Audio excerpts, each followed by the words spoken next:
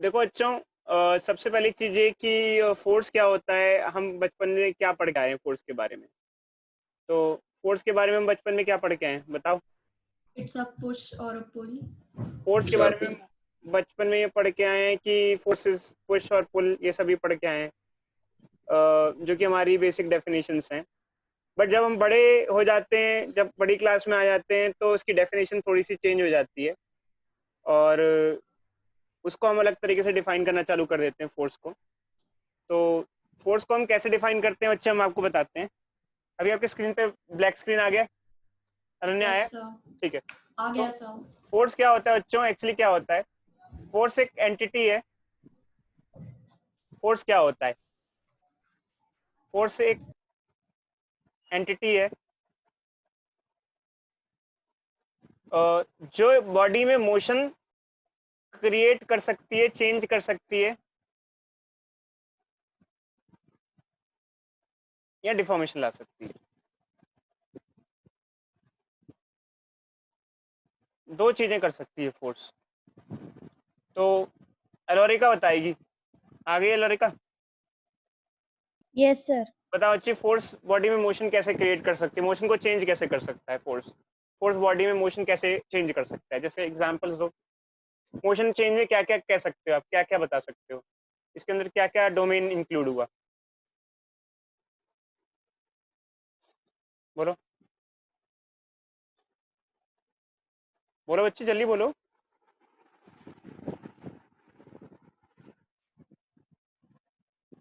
चलो दूसरे पे पास कर देते हैं, एलोरिका बता ही नहीं रही है।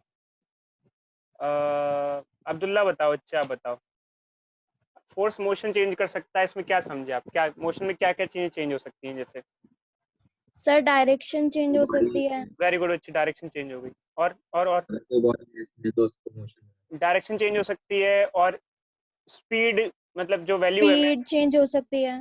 मैग्नीट्यूड, जो स्पीड वैल्यू होती है वो बढ़ घट सकती है। तो ये इस तरीके से मोशन चेंज हो सकती है।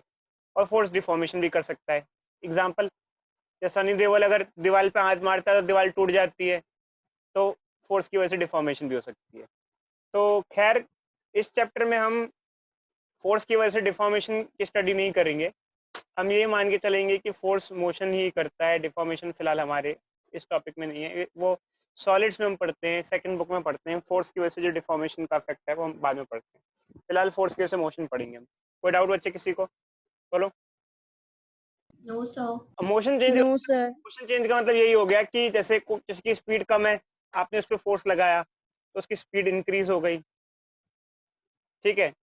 और किसी की स्पीड डिक्रीज करनी है तो उस पर फोर्स लगा दो, और या किसी की डायरेक्शन चेंज करनी है तो उस पर फोर्स लगा दो। तो ये हमारा फोर्स का इम्पैक्ट, मतलब फोर्स से ये चीज़ें हो सकती है।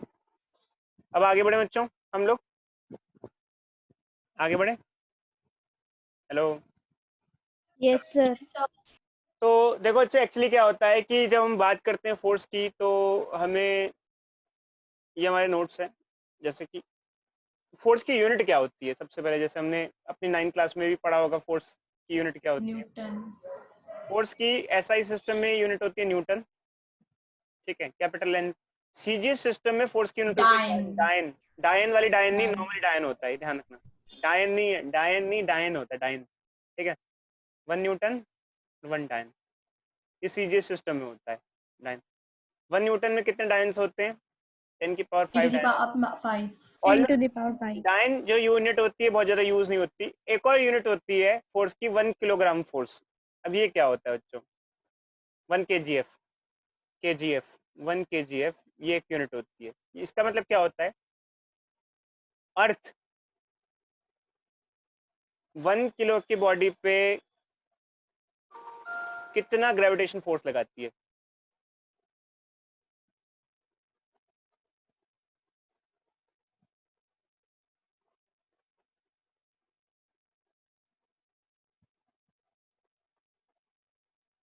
ठीक है। जैसे अर्थ जो फोर्स लगाती है वो क्या होता है? mg होता है। मास अगर 1 है, जी एक्सेलरेशन ड्यू टू ग्रेविटी 9.8 होता है। तो 1 kg मास पे, ये 1 kg मास हुआ ना, 1 kg मास हुआ, इस पे अर्थ कितना फोर्स लगाती है? 9.8 न्यूटन लगाती है। पता है ना बच्चों आपको? अर्थ अर्थ जो हम पे फोर्स लगाती है उसे वेट Yes, कहते हैं। sir. तो अर्थ 1 kg की बॉडी पे 9.8 न्यूटन का फोर्स लगाती है, तो 1 kg फोर्स कितना होता है? 9.8 न्यूटन के बराबर होता है। किसी को कोई डाउट? No, sir. ऑल्दो ये यूनिट भी बहुत यूज में नहीं आती है। कोई दोबारा रिपीट करें बच्चों? कोई बच्चे को डाउट है तो रिपीट करें, दोबारा बोलो। No, sir. अर्थ 1 kg की बॉडी पे कितना ग्रेविटेशन फोर्स लगाती है उसे 1 kg फोर्स कहा जाता है। जैसे हम अपना वेट कैलकुलेट करते हैं, एक होता है मास, एक होता है वेट। मास क्या होता है? हमारा अंदर हमारा मास कितना है, जैसे केजी में होता है, और वेट क्या होता है? हम पे अर्थ कितना फोर्स लगा रही है, तो वो इसी को Force of Earth. 1 kg force. ठीक है। अगर हम बात करें फोर्स की, तो फोर्स एक वेक्टर क्वांटिटी है। ठीक है, उसकी डायमेंशन ये होती है जो हमने फर्स्ट चैप्टर में पढ़ा था। ठीक है। अब बात कीजिए सब कोई बेसिक फोर्स से कौन कौन से होते हैं। जैसे सबसे बेसिक फोर्स होता है वेट। तो वेट क्या होता है इसके बारे में बताएगा सक्षम, बताएगा सक्षम, बताओ भाई सक्षम।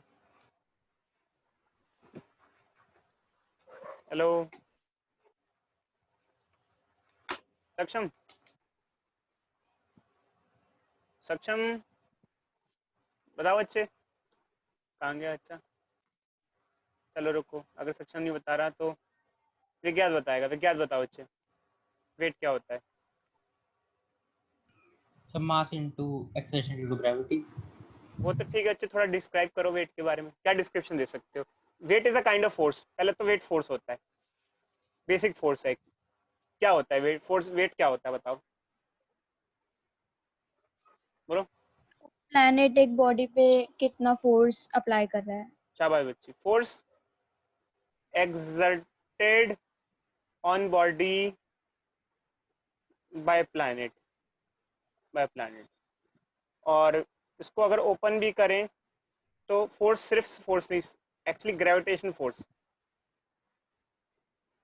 ठीक है बच्चों, इसको वेट कहते हैं। एक प्लैनेट पे कितना, एक प्लैनेट एक बॉडी पे कितना ग्रेविटेशन फोर्स लगा रही है उसे वेट कहते हैं। और ऐसे आमतौर पर फोर्स होता है मास इनटू एक्सेलरेशन।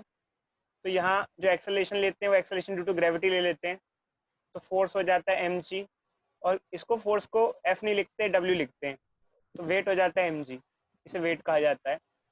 तो इसके बारे में भी समझना बहुत जरूरी है बच्चों, क्योंकि वेट के बारे में कईयों को पता नहीं होता है, फिर आगे चीजें गड़बड़ होती हैं। वेट क्या होता है? जैसे एक बंदा है, ये एक बच्चा है, मान लो एक बच्ची है लॉरिका, ठीक है। ये वेइंग स्केल पे खड़ी हुई है और ये है 30 किलो की, इसका मास 30 kg है। ठीक है बच्चों, तो इसका मास 30 kg है। मान लो अर्थ का जी 10 ले लेते हैं, अर्थ का जी है 10 मीटर पर सेकंड स्क्वायर, तो इसका वेट कितना होगा? 300 Newton. 300 न्यूटन। इसका क्या मतलब है लॉरिका, बताओ इस चीज का क्या मतलब है, बोलो अच्छी।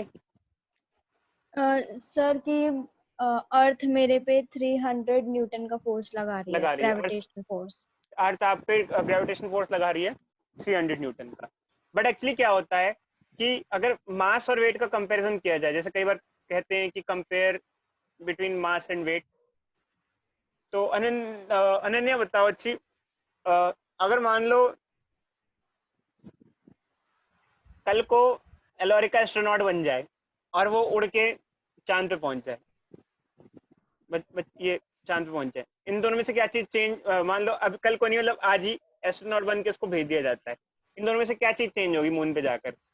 सर मून पे जाके उसका मास तो सेम रहेगा लेकिन उसका वेट चेंज हो जाएगा, क्योंकि मास और क्वांटिटी ऑफ मैटर होता है, तो उसके अंदर का मैटर की क्वांटिटी तो नहीं बदलेगी, लेकिन मून जो उस पर फोर्स लगा रहा है वो अलग होगी। तो उसका मास जैसे अगर 30 kg है तो 30 kg ही रहेगा, बट उसका वेट चेंज हो जाएगा, क्योंकि एक्चुअली And क्या by होता है मून 4 का जो, times. जैसे मान लो उसका वेट ऑन अर्थ है, वेट ऑन अर्थ है कितना है? 300 न्यूटन लेट अस टेक। तो वेट ऑन मून अलग हो जाएगा, क्योंकि वेट ऑन मून जब निकालेंगे तो m जी अर्थ का नहीं लेंगे, जी मून का लेंगे। जो जी मून का होता है वो 1/6 अर्थ होता है। जैसे मास उसका 30 हो गया, तो मून का जो जी, अर्थ का अगर 10 है तो मून का 10/6 होता है, 1/6 होता है। ध्यान रखना बच्चों, अर्थ का जो एक्सेलेरेशन होता है वो 1/6 होता है। अर्थ के कंपैरिजन में, सॉरी, मून का जो एक्सेलेरेशन होता है 1/6 होता है। मून पे ग्रेविटी बहुत कम है, 1/6 ऑफ अर्थ है। समझे नहीं समझे? तो ये कट जाएगा, क्या आ जाएगा? एलोरिका का वेट वहाँ कितना हो जाएगा? 50 न्यूटन। तो एलोरिका बताओ बच्चों, आप हल्की फील करोगी या भारी फील करोगी वहाँ पर? सर हल्की। हल्की फील करोगी और हल्की फील करोगी। अच्छा, मान लो अगर आप यहाँ पे थोड़ा सा कूदती हो तो वहां कितना ज्यादा कूद पाओगी? ज्यादा ऊंचा, मतलब यहाँ से ज्यादा। कितना गुना? करीब करीब। अब्दुल्ला बताओ बच्चे, वहां अगर आप यहाँ पे कुछ कूद पाते हो तो वहां 6 गुना। हाँ, 6 गुना कूद पाओगे, क्योंकि ग्रेविटी 6 टाइम्स कम है, तो करीब करीब आप 6 टाइम्स ऊंचा कूद पाओगे। मतलब क्या, अगर आपको स्कूल की दीवार टापनी है तो आप भागते भागते टाप सकते हो। ऐसे ऐसे भागते भागते जाओगे, स्कूल की दीवार टप जाएगी आप। इसका मतलब ये नहीं मैं आपको टापने की सलाह दे रहा हूँ, बच्चे ध्यान रखना। वैसे भी आप, स्कूल तो है नहीं तो टापोगे क्या। चलो आगे बढ़ते हैं। तो अब अभी तो बच्चे सोच रहे हैं स्कूल खुल जाए, यहाँ टापने की बात तो दूर की है। ठीक है, तो ये एक फोर्स हो गया। किसी को डाउट इससे लेके, वेट को लेके कोई किसी को डाउट हो तो बताओ बच्चों। अभी यहाँ तक दिया गया हो जैसे। No sir. नहीं। अब देखो बच्चों, एक फोर्स आता है नॉर्मल रिएक्शन, इसके बारे में भी हम डिस्कस करते हैं। नॉर्मल रिएक्शन, कोई बच्चा बताएगा? विज्ञान बताओ बच्चे, नॉर्मल रिएक्शन के बारे में अब तक आपने क्या पढ़ा है? कुछ आइडिया है आपको नॉर्मल रिएक्शन से लेके? No sir. अब्दुल्ला बताओ बच्चे, नॉर्मल रिएक्शन के बारे में कुछ आपको आइडिया है? नॉर्मल रिएक्शन एक फोर्स है, इसके बारे में आपको क्या पता है? नहीं पता। देखो बच्चे, मैं बताता हूँ। जैसे मान लो एक किताब रखी हुई है एक टेबल पे, तो किताब पे एक ग्रेविटेशन फोर्स लग रहा है नीचे, अर्थ खींच रही है, बट किताब नीचे तो जा नहीं रही है। किताब नीचे क्यों नहीं जा रही है बताओ बच्चे? कोई बच्चा बताएगा? ये बुक है, ये टेबल पे रखी हुई है, उसका अर्थ नीचे की तरफ खींच रही है, बट वो नीचे क्यों नहीं जा रही फिर? और क्योंकि टेबल रखी हुई है बीच में। तो टेबल ऐसा क्या करती है जो नीचे ना जाए? सर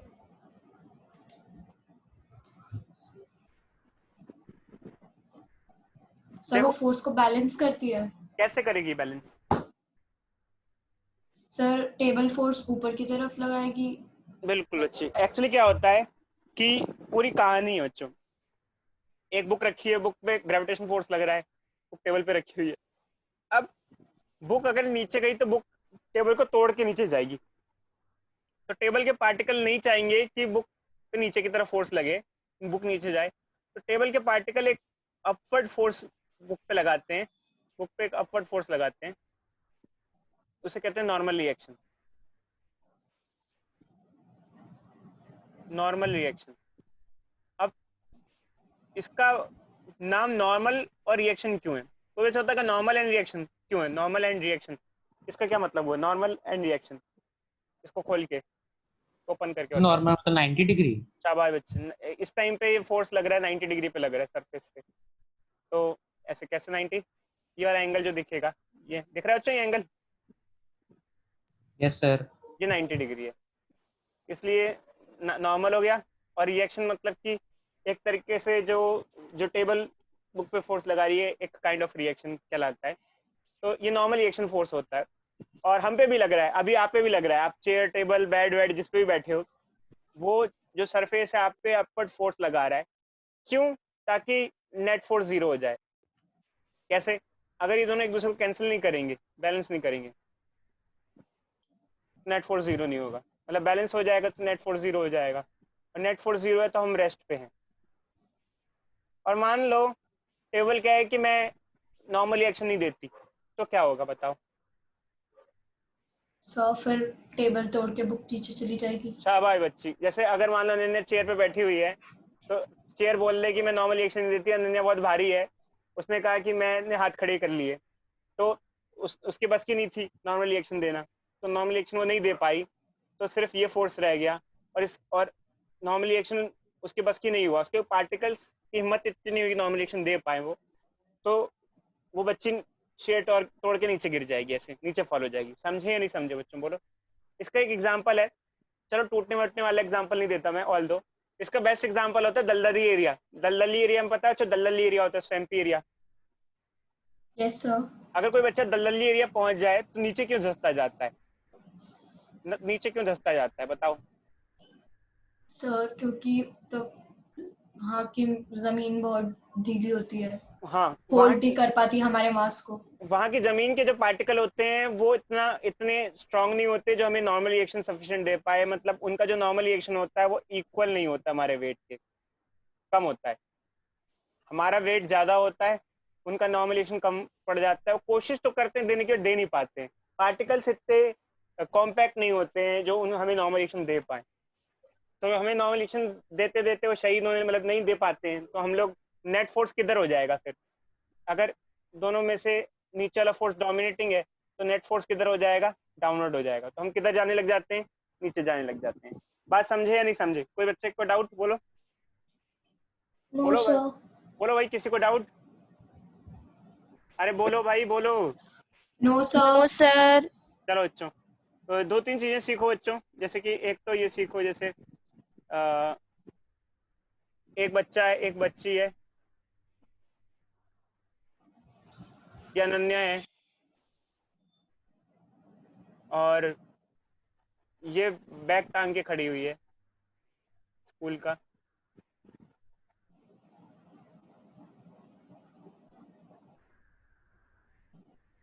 बैग टंगा हुआ है, ठीक है। अनन्या मान लो है 60 kg की, और अनन्या का बैग है 30 kg का। ये सारा सामान भर के जाती है, तो जमीन कितना नॉर्मल रिएक्शन देगी?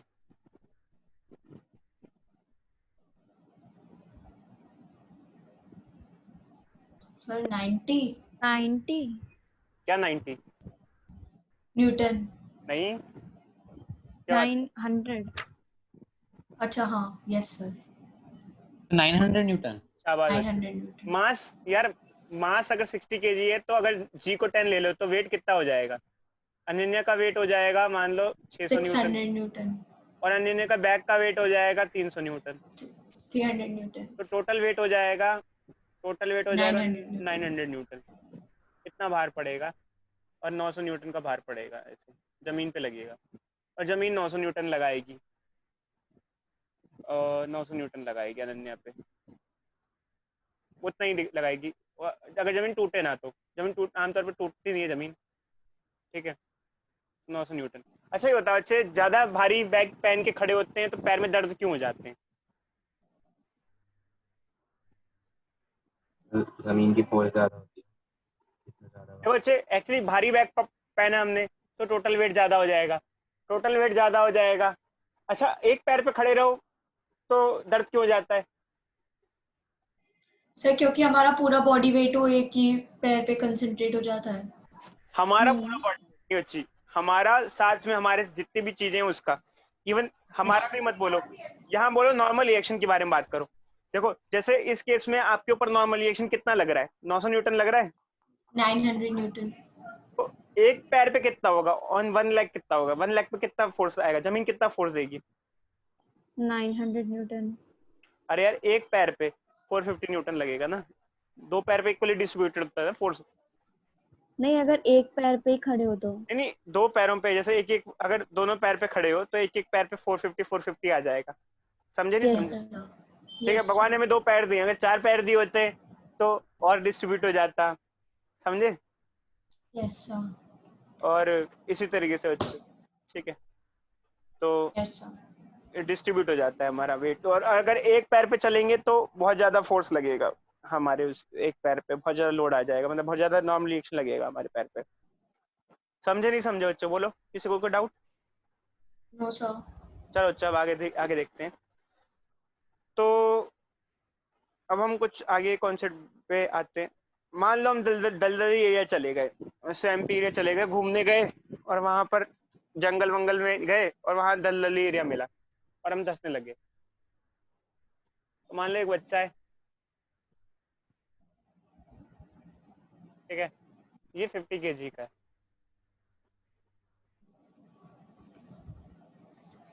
और ये दलदली एरिया चला गया, अब ये धंस रहा है, ये कह रहे बचाओ बचाओ, इसको बचाना है हमको। और जो जमीन है वो नॉर्मल रिएक्शन ज़्यादा नहीं दे पा रही है, वो सिर्फ और सिर्फ 250 न्यूटन का नॉर्मल रिएक्शन दे पा रही है।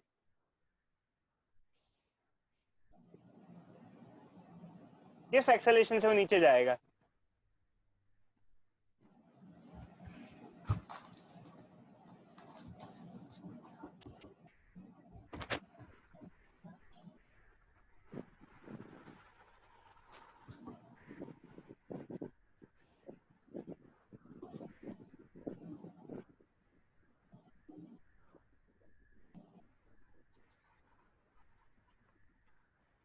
सर 0.5 मीटर पर सेकंड स्क्वायर। देखते हैं, बाकी सबको करने दो, एक दो अच्छे और कर लें।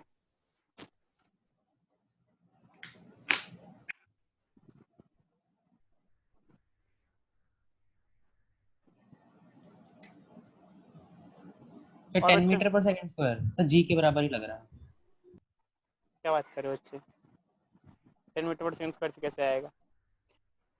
मेरा तो 10 से 10 से तो तब जाता है जब उस पर कोई फोर्स नहीं लगता। 10 से ज्यादा होगा फिर। 10 से ज़्यादा तो हो ही नहीं सकता बच्चे, 10 से ज़्यादा से कैसे जाएगा, 10 से कम ही रहेगा। अगर किसी बॉडी पे कोई फोर्स नहीं लगता तो 10 मीटर पर सेकंड स्क्वायर से नीचे जाती है, ग्रेविटेशनल फोर्स के अलावा। 5 मीटर पर सेकंड स्क्वायर। हाँ, 5 मीटर पर सेकंड स्क्वायर आंसर आएगा। देखें एक बार, देखो बच्चों एक्चुअली क्या होता है, बॉडी पे लगने वाले फोर्सेस जब हम शो करते हैं तो उसको नाम दिया जाता है फ्री बॉडी डायग्राम। हम क्या बनाएंगे, क्या बनाएंगे? Free body diagram.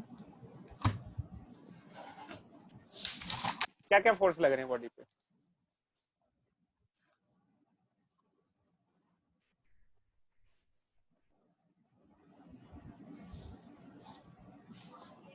कितना फोर्स लग रहा है नीचे? 5 न्यूटन। ऊपर कितना लग रहा है normal reaction? 250 Newton. Net force कितना लग रहा है?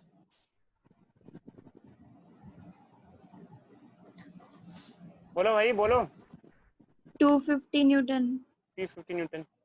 और नेट फोर्स होता है मास इनटू एक्सेलरेशन। याद है बच्चों, ये पढ़ा है आप लोगों ने 9th क्लास में। मास कितना है? 50 किलो।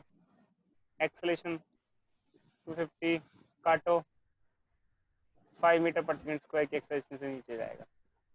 किसी को डाउट? ओ सर।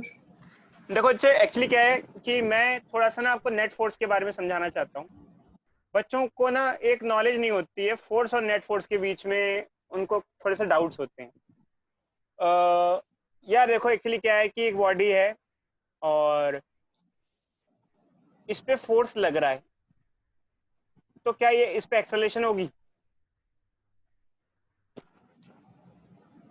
मैं फिर से रिपीट कर रहा हूँ बच्चों। सर 1 मिनट ऊपर करना।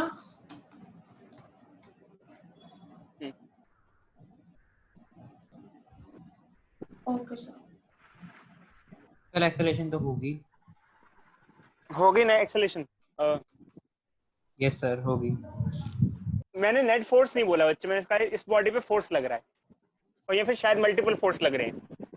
एक बॉडी पे कई सारे फोर्स लग रहे हैं, क्या इस पे एक्सेलरेशन होगी या नहीं होगी, या क्या आपके बारे में क्या ख्याल है, आप किस बारे में क्या बोल सकते हो?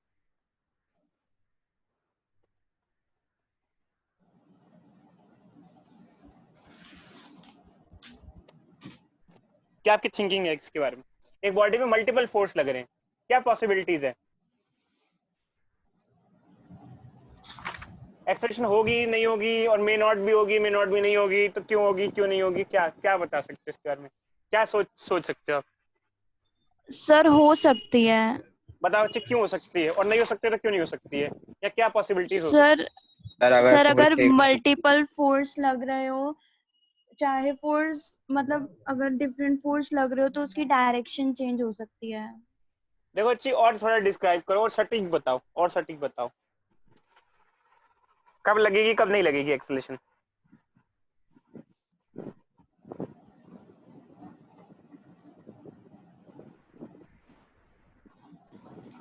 देखो बच्चों, मल्टीपल फोर्स लग रहे हो और उन सब का नेट 0 हो, तो एक्सेलरेशन भी 0 होगी, मतलब बॉडी रेस्ट पे तो रेस्ट पे रहेगी, मतलब मोशन में नो चेंज। समझे नहीं समझे, बोलो बच्चों। Yes sir. हमारे लिए फोर्स लगना इंपॉर्टेंट नहीं होता है, हमारे लिए नेट फोर्स लगना इंपॉर्टेंट होता है। हम कहते हैं कि फोर्स लगता है तो बॉडी में ये होता है, नहीं, फोर्स लगने से कुछ नहीं होता, नेट फोर्स लगने से होता है। बात समझे नहीं समझे? Yes sir. फोर्स लगना नहीं लगना ये इंपॉर्टेंट नहीं है, नेट फोर्स लगना चाहिए, क्योंकि फोर्स तो हो सकता है कैंसिल हो जाए। अगर फोर्स कैंसिल हो जाए तो क्या होगा, कोई फर्क पड़ेगा नहीं पड़ेगा? कोई फर्क नहीं पड़ेगा। कोई फर्क नहीं पड़ेगा, कोई फर्क नहीं पड़ेगा। फोर्स अगर कैंसिल हो जाते हैं सारे तो क्या फर्क पड़ता है, कोई फोर्स ही नहीं हुआ एक तरीके से। अगर नेट रिजल्टेंट सबका 0 है तो क्या क्या फायदा है? तो नेट फोर्स बहुत इंपॉर्टेंट चीज होती है, फोर्स इंपॉर्टेंट चीज नहीं होती हमारे लिए। ये बात समझे या नहीं समझे? Yes sir. चलो अच्छा आगे बढ़ते हैं। तो चलो नेट फोर्स के बहाने आपको कुछ चीज सिखाते हैं। अच्छा ये बताओ, एक बलून आता है जो हवा में उड़ता है, कौन सा बलून होता है? Helium balloon. हीलियम बलून होता है, ठीक है। क्यों उड़ता है वो, हवा में ऊपर क्यों जाता है? या चलो जैसे हीलियम बलून हो गया, या फिर हॉट एयर बलून हो गया। हॉट एयर बलून भी होते हैं, ये भी ऊपर जाते हैं, क्यों? सर क्यों सर, हीलियम बलून का तो नहीं पता, बट हॉट एयर बलून तो इसलिए जाता है क्योंकि जो हवा होती है वो बहुत गर्म होती है, वो बहुत जल्दी एक्सपैंड करती है, हॉट एयर बहुत जल्दी राइज करती है। और कोई बच्चा? और कोई बच्चा? और कोई बच्चा? अरे भाई कोई है बताने के लिए? विज्ञात विज्ञात कुछ बताओ, अच्छे सक्षम वक्षम बताओ, अच्छे कुछ बता सकते हो तो। Sir net force upper direction में लगता है इसलिए ऊपर चले जाता है। क्यों क्यों लगता है नेट फोर्स अपर डायरेक्शन में, क्यों क्यों? हॉट एयर बलून ऊपर क्यों जाता है?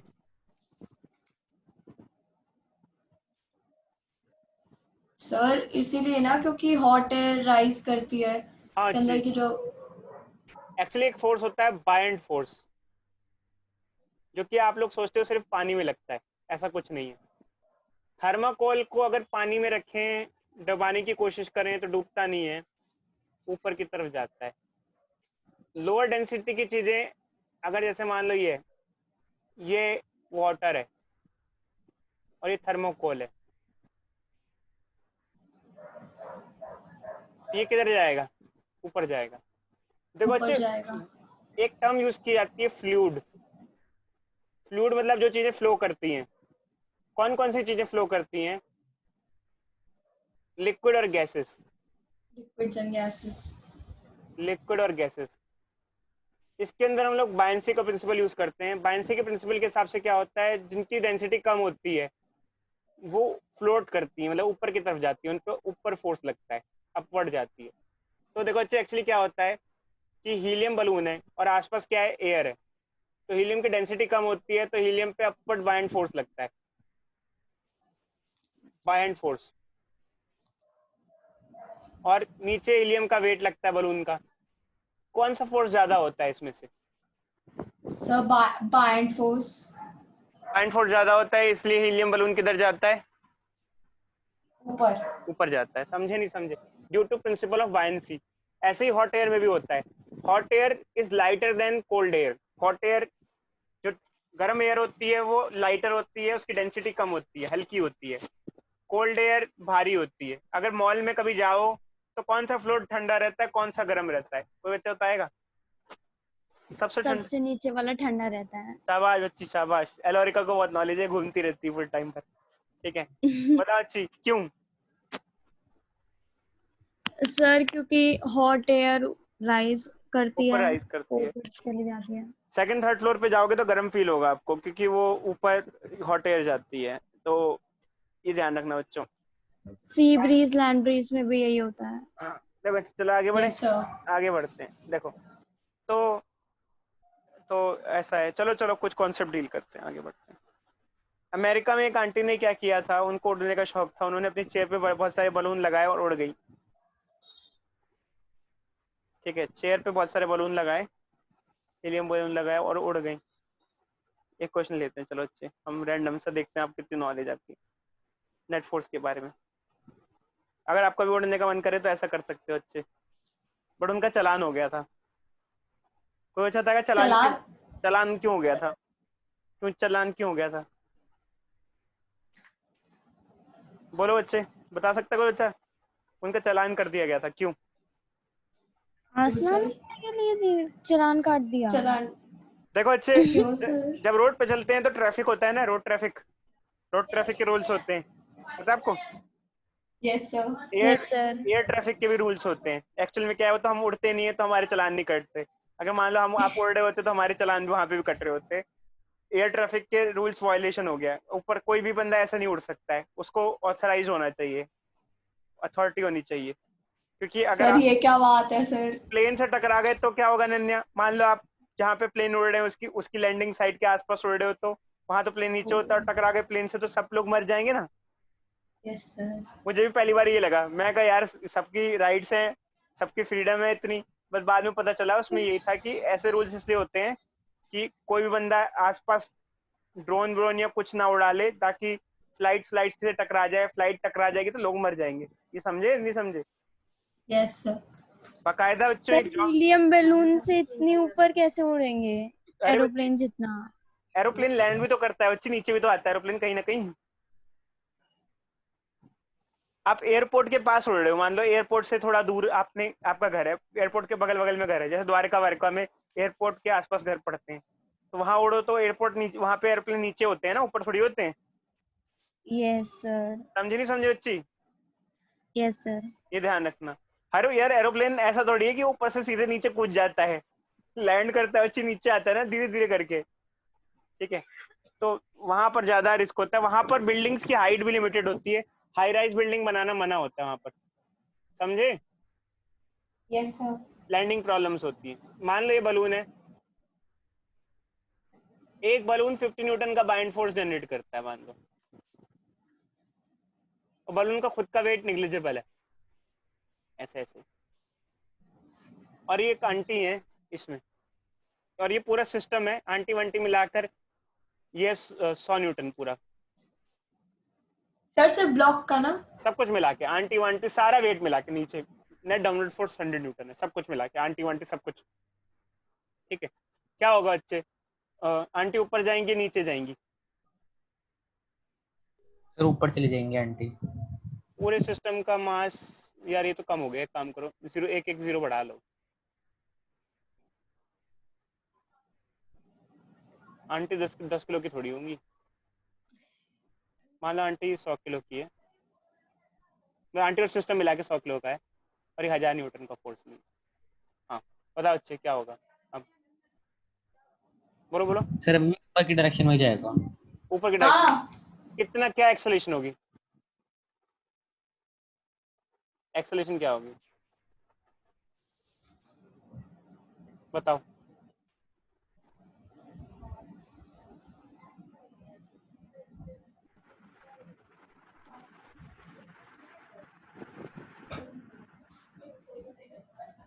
बोलो बच्चों बोलो।